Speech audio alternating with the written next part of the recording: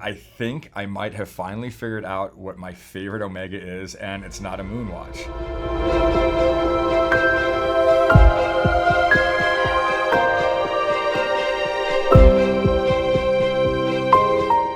In my becoming a watch collector, I found that I like original form.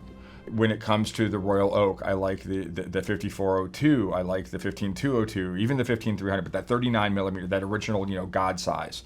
So that led me to a specific watch that I want to tell you about today. Today we're going to talk about the first Omega in space. Year's 1962. You have Wally Schirra with the Atlas Mercury program doing 9 laps around our little planet here and coming back down. And he wore a watch that day. He wore his own watch. It was not issued to him, and it was an Omega Speedmaster that he himself had purchased.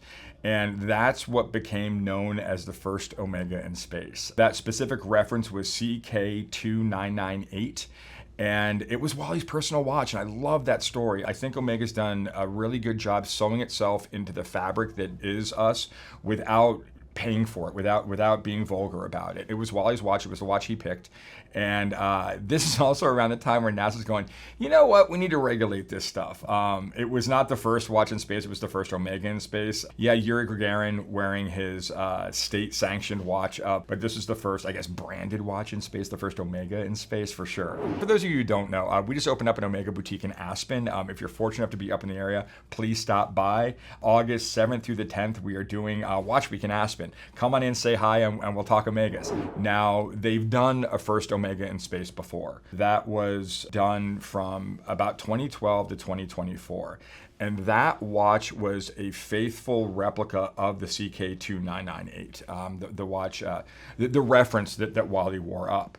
Then last year, they came out with the second version. That's this watch right here. And it might be the best watch they've done for me. It fits so well on the wrist. One thing I don't think a lot of people realize, it's the end of lug to end of lug is actually longer on this one than the Moonwatch. It's got that straight lug, so it kind of fills the space without being too muscular, without being too shouldered about it. The watch uses caliber 3861, kind of an old school, very, very robust caliber from Omega. This one's been updated with the coaxial master chronometer and a 50-hour power reserve. It is a manual wind. You are going to have to wind your watch, but not that often. With 50-hour power reserve, every couple of days, put some lines on it and you're going to be absolutely fine. You have a tachometer scale on the outside, as all Speedmasters do. Adding to that vintage mystique, they did what would appear to be a hezolite crystal. It's not, it's actually sapphire. So you get that vintage look without necessarily the vintage headache. Hezolite's great, it's a little soft. It will scratch, it will haze, this won't. And you do have the Omega in the center. Again, another Easter egg, another little pop to the original. The logo is applied on the dial, which I absolutely love, nodding to the old school. I love the blue dial. I love the patina.